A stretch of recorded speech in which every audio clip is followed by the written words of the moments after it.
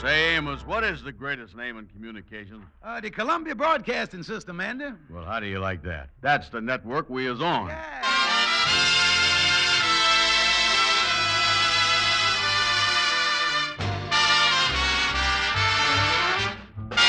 The Amos and Andy Show, written by Joe Connolly and Bob Mosher, transcribed, and featuring Amanda Randolph, Johnny Lee, Ernestine Wade, Lillian Randolph, Roy Glenn Sr., Joe Kearns, Lud Gluskin's music, yours truly, Harlow Wilcox, and starring radio's all-time favorites, Freeman Gosden and Charles Correll.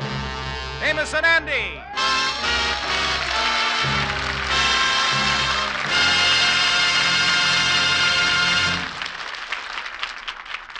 How do you do, ladies and gentlemen? I'm Freeman Gosden. Today, February the 6th, marks the beginning of the Boy Scouts Week. There are now more than 3.5 million Cub Scouts, Boy Scouts, explorers, and adult leaders who, at the request of President Eisenhower this week, start a nationwide good turn, which is national conservation.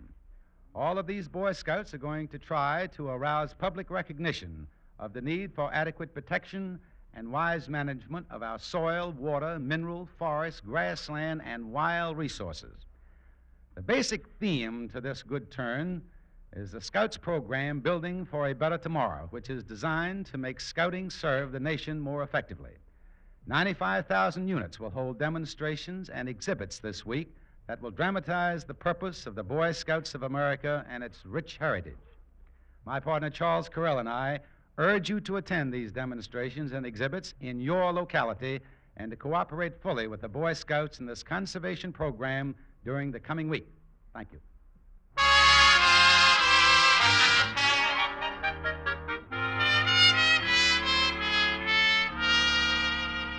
Well, a few months ago, the Kingfish's brother-in-law, Leroy, left for Canada with a Geiger counter and $100 in cash to seek his fortune in the Canadian uranium fields.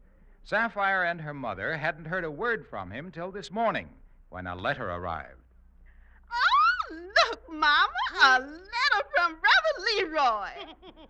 Oh, I bet it's a darling letter to his sweet sister. Oh, yeah. I bet it's full of sweet words for his dear old mother. The big goof's writing for money, and you know it. Yeah, he was going to make his fortune in uranium, huh? Just like the time he was going to raise chinchillas in the basement. He went broke there, too. Well, that wasn't his fault. Leroy was a victim of circumstances. Circumstances? He should have known from the beginning that a black and white chinchilla was a skunk. He went bankrupt 6 years ago, but for 2 years afterwards, he smelled like he was solvent. Well, I'd better open the letter and see what the dear boy wants. Yeah, I wonder who wrote the letter for him. That's the biggest goof that ever lived. Oh, Mama, look. What? There's a check in there. Oh, he done sent us $500. Oh! He done struck it rich in a uranium mine. Yeah, well, always said the boy would make good if he got a break. Yeah, give me the check here. I'll run down to the bank and cash it before they mine Peters out. Get your claws off of that baldy. I'll punch you in the face so hard they'll be able to see the sunset between your ears. George, how dare you criticize Leroy? He done sent us $500. I'd like to see you get $500. Yeah, well, what you talking about? If one goof can do it, so can another. Yeah, I'll bet you that I could go out here right now and come back before nighttime with $500 in my pocket. $500, huh? Well, here's your hat, and there's the door. And don't come back till you get it, Mr. Big Mouth. All right, I will. I gotta get $500 by the night. All I gotta do is to use my own ingenuity. I wonder if I went back in there if they'd settled for $1.25.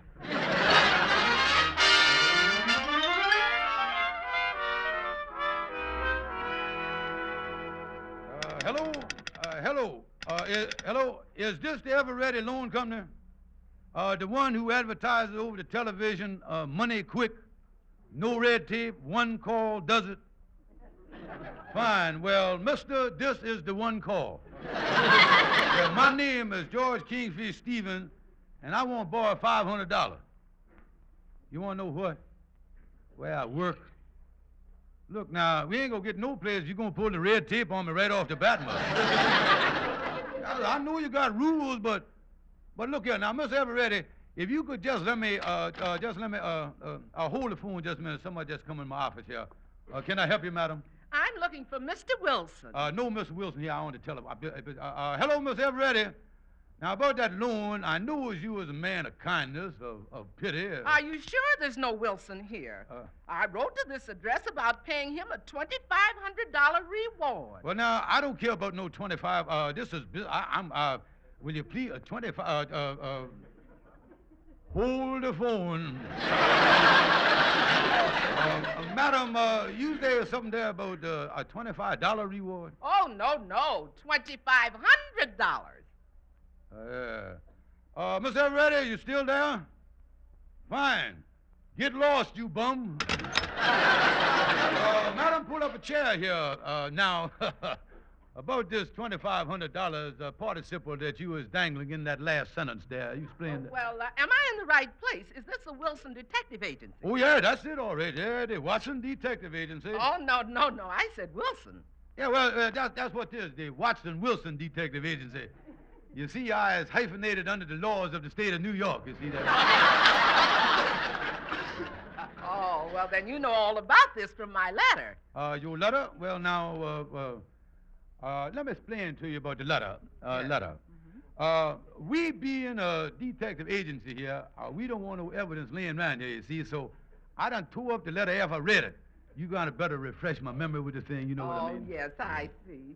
Well, like I said in my letter, my husband, Reginald Simpson, deserted me 30 years ago. Took a powder on you, huh? Yes. And I've come into some money recently, so I'm prepared to pay your detective agency $2,500 if you can locate him. Oh, yeah, it all comes back to me now, yeah. Now, don't worry, we'll locate the boy for you. Oh, yeah, we do. Oh, I imagine Reginald has changed a lot in 30 years. All I've got to go on is this one picture of him. This was taken on our honeymoon. Yeah, let me see here.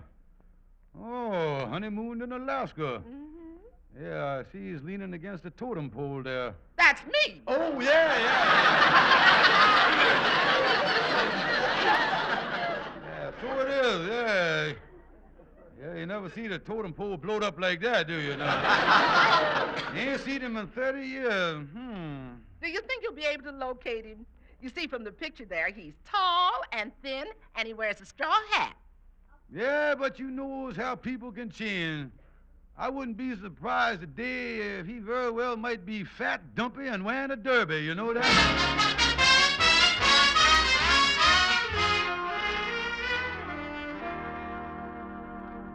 So you see, Andy, the whole thing is simple. All you got to do is to pose as this Reginald Simpson, and we gets the $2,500 reward. I want you to be his preposter, you see? Yeah. Well, I don't want to punch no holes in a good idea right off the bat, Kingfish.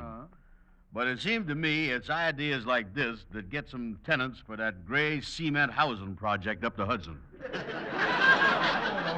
Look, Anna, there's no danger. She thinks that I's a detective, and she ain't seen the husband in 30 years. Well, maybe. What does this Miss Simpson look like? Well, I got a picture of it right here. There she is on a honeymoon in Alaska right there. Look at that. See that? Yeah. Hey, it must have been pretty cold up there. She got one of them fur collars around her neck there. See that? No, Andy. That's just the morning sun glancing off her chin whiskers there, you see. Holy mackerel, that is something. The last time I seen whiskers like that was on the mascot of the Los Angeles Rams. Oh, listen, Andy, the years has done mellowed Miss Simpson. She's a real dignified old lady. Yes, huh? Yeah, her face has sagged quite a bit, and now them chin whiskers developed into a nice mutton chop effect, you see. She look a little like Henry Clay. That's what Nothing doing, Kingfish. I ain't gonna be her long-lost husband, Reginald Simpson. Not with a face like that. Now, wait a minute. Now, don't rush this thing. Now, look here. Now, look. look away from the picture a minute and think of the $2,500. $2,500. Yeah. Now, you got that in your mind good? Mm-hmm. Now, look back at the picture there. What do you say, Andy? Kingfish, just call me Reggie. Yeah, that's what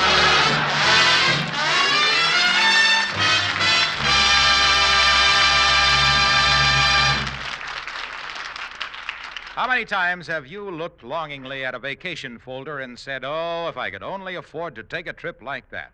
Or how many times have you admired something in a store window and wished you had the money with which to buy it? Even more important, how many times have you needed money in an emergency and not had it? Well, the only way to make sure you have money when you want it is to save systematically. And one of the best means of systematic saving is the regular purchase of United States savings bonds. Bonds are safe, they're guaranteed by Uncle Sam, and they're protected against loss, theft, or destruction. Savings bonds are mighty profitable, too. They earn 3% interest, compounded semi-annually, provided you hold them until they mature. But if you have to, you can redeem them any time after 2 months, always at their purchase price, plus any interest which may have accrued. And buying bonds is easy. You can sign up with the payroll savings plan where you work, or if you're self-employed, you can join the bond-a-month plan at your bank. You'll have money for the things you want when you save with United States savings bonds.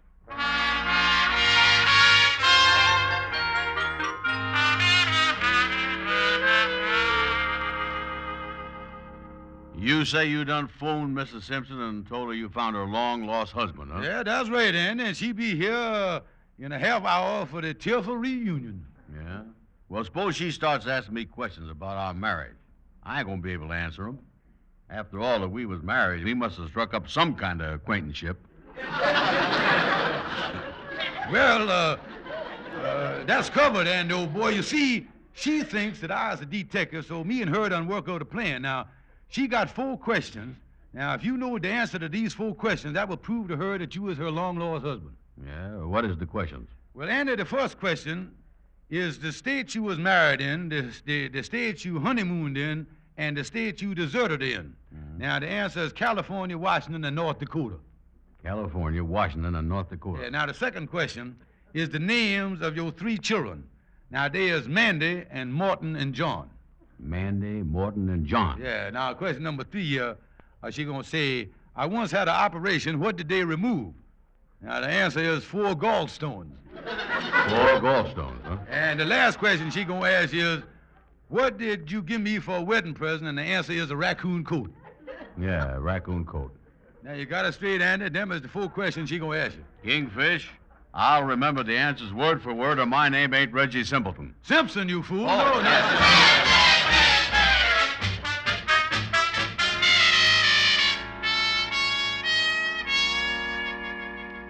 Yes, Mrs. Simpson, allow me to introduce you up with your long-lost husband, Reginald. Oh, Reginald, after all these years, looking at you, I can hardly believe my eyes. Likewise.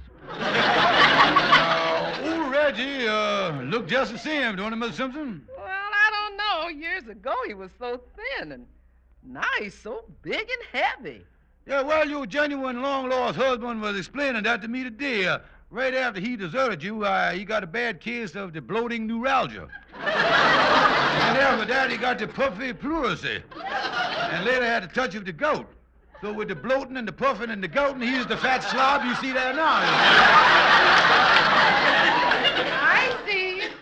But I would like to make certain he's really Reginald. Oh, well, I don't blame you for that. No. I'll put him to the test. Ask him them 4 vital questions that you done worked out. Okay. Yeah, go ahead. Ask me anything. Very well. Now, what were the names of our 3 children? California, Washington, and North Dakota. Well, I better ask you another one. Now, once I had an operation, what did they remove? A raccoon coat. Is that so? Well, what did you give me for a wedding present? 4 gallstones. What in the world is you talking about? You give me all the wrong answers. Well, what is you talking about? You give me all the wrong questions. No. Now, wait a minute. Let's everybody calm down here and see what happened, Miss Simpson. You see, I think your long-lost husband's all excited about meeting you. You know, let's quiet down here and start the whole thing over. Do it once more. Yeah, let's do that. Very well. I guess we are a little excited at that. shaking a little, yeah. We'll start over again now. Now, I had an operation. What did they take out? California, Washington, and North Dakota. Now, Miss Simpson, just ask him another one, will you? What did you give me as a wedding gift? Mandy, Morton, and John. Oh, this is the most ridiculous thing I ever heard of. Oh, me. I'm getting a headache, you know. Excuse me, Miss Simpson, while I take your long-lost husband over in the corner here. Right this way, long-lost husband. Come on over here. What's wrong with you, you big dummy? You done messed it up. Well, she done switched the questions on me. Look, stupid. This means $2,500. Now, the next time she asks you a question, think before you answer it. Yeah, okay, I'll get it straight. You know something, Kingfish? Yeah, what? She sure do look like Henry Clay. Shut up, you fool. Come on. All right, now, Miss Simpson, go right ahead there. Well, this is your last chance. Reginald, what did you give me for a wedding present? A raccoon coat. Yeah, you see there? Yeah, he really your husband. Ask him another question there. All right. Now, what were the names of our 3 children? Manny, Mo, and Jack. What was that? No, I mean Mandy, Morton, and John. Yeah, you see there, Miss Simpson? He got him 100%. Well, there you is. One long-lost husband, signed, sealed, and delivered COD. Make out to check the cash there, if you will, please, man. Just cash. Well, I'm just about convinced that he's my husband, but I would like a day or so to think it over. You wouldn't want to sign the check and think it over while it's clearing the bank, would you? No, you'll be hearing from me. Goodbye, my Reginald. Yeah, so long, Mrs. Clay. I mean, Mrs. Simpson, yeah. Yeah, well, that's the way it goes. What do you think, Kingfish? Don't worry, Andy. I think we got her. But what a face. Kingfish, I bet Reginald is still running. Oh, yeah.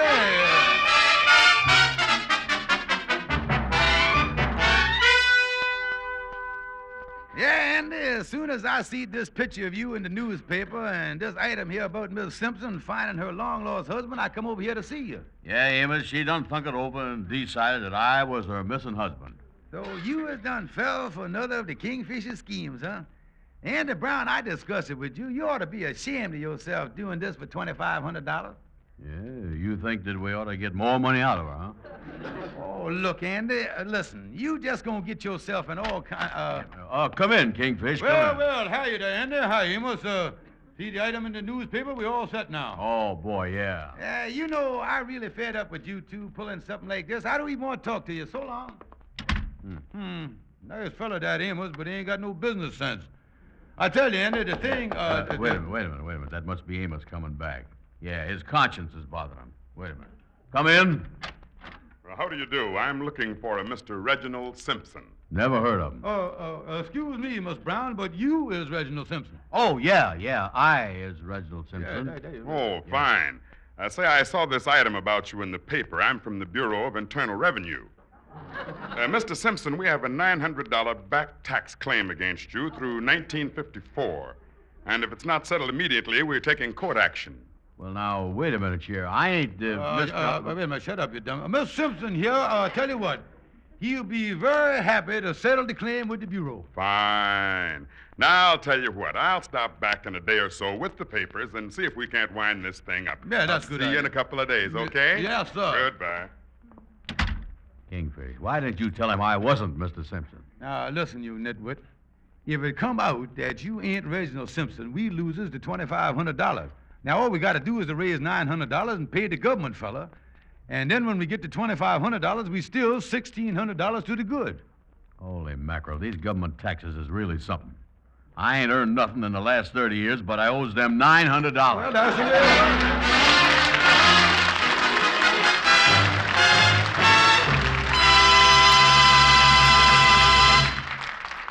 You want to know the difference between a good freeway driver and a freeway droopert? Well, the good freeway driver is relaxed but alert. He follows at safe distances, allowing at least a full car length for each 10 miles of speed. He even drives for the person behind him, allowing extra following distance if the driver behind is too close. He is courteous and enjoys his ride. But the freeway droopert is just the opposite. Don't be a droopert. Drive the freeway the safe way.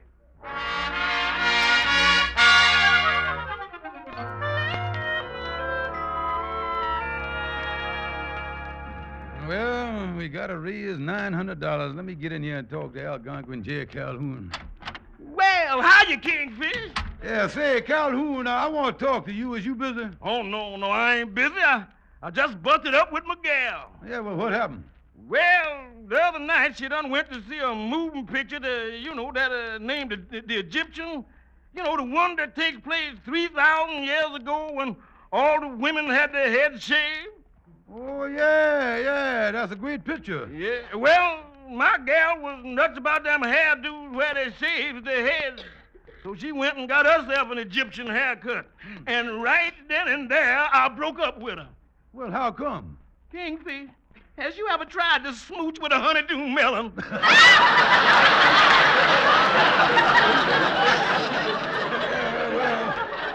I don't know about that, Calhoun, but look here, I got a big problem here, boy. Yeah? I got to raise $900 and in a hurry. Well, now wait a minute here. Ain't you got nothing you can borrow on, like an insurance policy or something? No, I done borrowed on all my personal policies. The only policy I got left is the accident policy at the Lodge Hall here, and I can't borrow on that. No. The only way I could get any money from it would be if somebody fell in the Lodge Hall Calhoun, does you think I could? I certainly do. And Andy is the perfect one to take the dive. Yeah, the policy pays $500 now to the injured brother. Yeah, I tell you what, I could get the insurance man over here and increase the thing to $900, then stage the accident. Oh, man, yeah. Well, the man from the insurance company is there. You could have Andy come in and claim he done broke his leg or something. Yeah. Yeah, you might even have a phony doctor come in and back up the claim. Yeah, I'll get a phony doctor. Yeah. Oh, I hope it works, because I got to get a hold of that money to prove to my wife that I got brains. Yeah. Wife trouble again, huh? You know, Kingfish, that makes me glad that I'm a bachelor. Yeah, you always been single, ain't you? Well, in my youth, I was sort of a timid boy, Kingfish. I used to wander in the woods and frolic by the babbling brooks. You know, Kingfish, it wasn't until I was 17 that I learned about the birds and the bees. Yeah, well, how come you never got married, Calhoun? I never could find a bird or a bee I could get that interested in.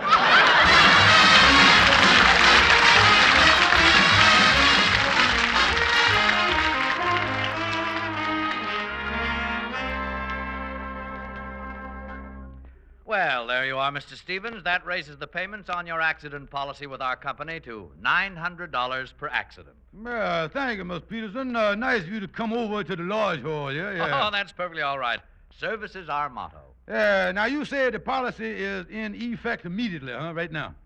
Now, not that we is expecting any accidents, but it's nice to know them things, you know. In case the hand of fate stepped in and tripped up one of our brothers or something like that, you know. Oh, yes. We can't be too careful. Well, I have to be going. Well, now, wait a minute. Must you be leaving so soon? Thought you might stay around for the accident. I mean,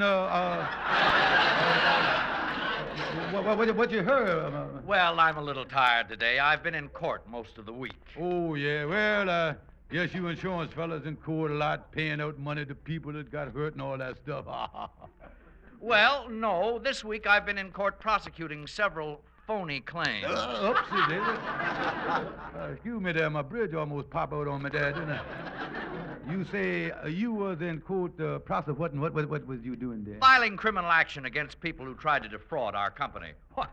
Last week, a pair tried to pull a phony accident, and we sent them up for 10 years. Oops, my bridge again there. There you go. I better hang on to the thing. I got an idea from here on it's going to be a pretty gummy conversation here. Yes, we have another case coming up. Looks like the man's going to get 30 years. Yeah, well, naturally, if you're busy prosecuting everything, I don't want to keep you here, so If you got to be running along, why, you can just get ready. Hi, Kingfish. Can you help me to a chair? I just broke my leg on the front step. Oh, man.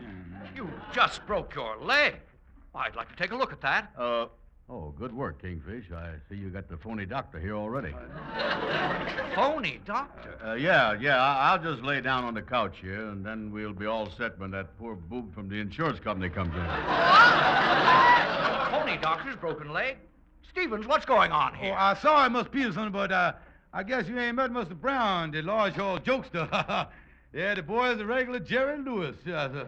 Jerry Lewis? What you talking about, Kingfish? I ain't no joke. Of course you was a jokester, Mr. Brown, cause nobody but a jokester would come in here and pretend that he broke his leg in front of a man from the insurance company who has already put 4 people in jail this week.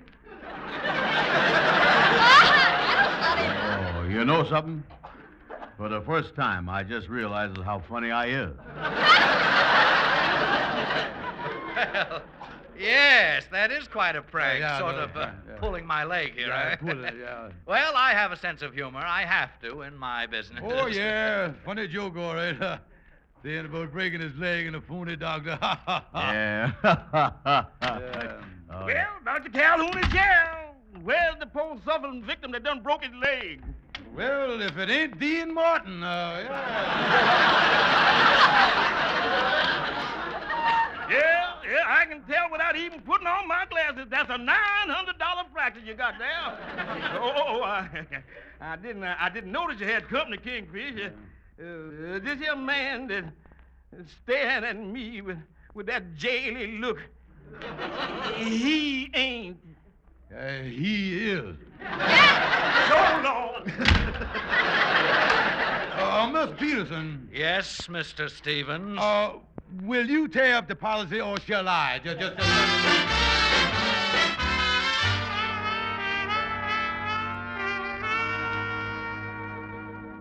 yeah, sir, mister. Yeah, sir. There's the $900 back taxes. There's the money. Yeah, so there you is. Yeah, we Fine. Now, this settles your account with the Income Tax Bureau, Mr. Simpson. Oh, yeah, sir. We went through everything to get this money, mister.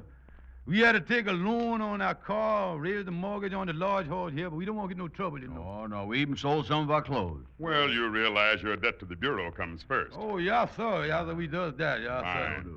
Now, I'm taking this money right over to my superior. Good day. Goodbye. Yeah, goodbye. Well, Anna, now all we got to do is to get the $2,500 from that dumb Mrs. Simpson, and that leaves us $1,600 to the good. Yeah, Kingfish, sure is a comfort to know we got Mrs. Simpson and her $2,500 worth of blubber to fall back on. Oh, yeah.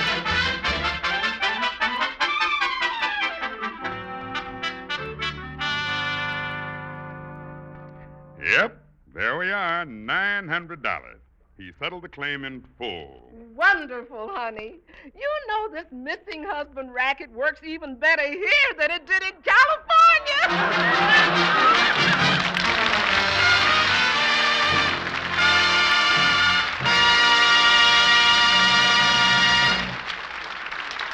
This is Harlow Wilcox again, suggesting that you tune in this CBS radio station each evening, Monday through Friday, for the Amos and Andy Music Hall. You'll hear Amos and Andy at their very best, plus interviews with famous guests and lots of good popular music. Your local newspaper will give you the time of the Amos and Andy Music Hall. So remember to tune in and enjoy the fun and music and laugh with Amos and Andy. That's right, folks. Every evening, Monday through Friday on the CBS radio station, and thank you and good night. See you tomorrow night on the Music Hall.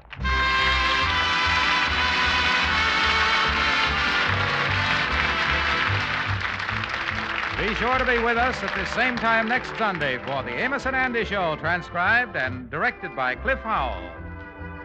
Now stay tuned for Armis Brooks, which follows immediately over most of these same stations. This is the CBS Radio Network.